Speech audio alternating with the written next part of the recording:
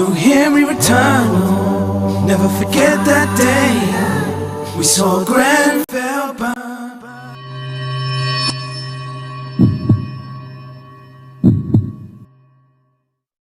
My way to the masjid, which was a couple blocks away from me.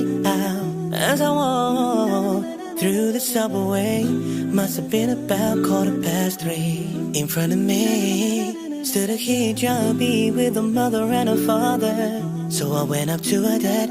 I said, Uncle, can I have your number? Cause when I asked for your daughter's hand, did he decline? No, didn't he mind? I don't think so. Was it for real?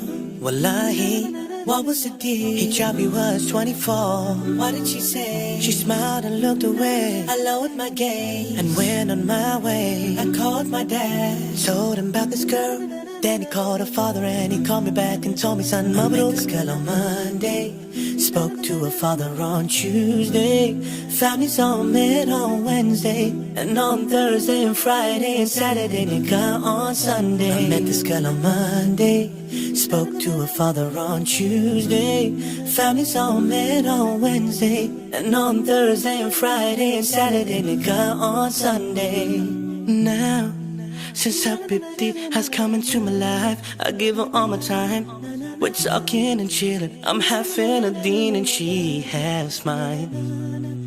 But one thing that we told each other before we got together, that Allah's out forever. No matter what happens between us, we'll always turn to Allah.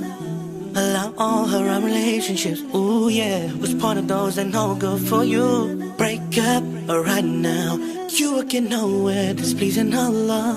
If you really love each other, do your nikah and make it halal. Monday, spoke to her father on Tuesday, families all met on Wednesday, and on Thursday and Friday and Saturday they got on Sunday. I met this girl on Monday, spoke to her father on Tuesday, families all met on Wednesday, and on Thursday and Friday and Saturday they got on Sunday.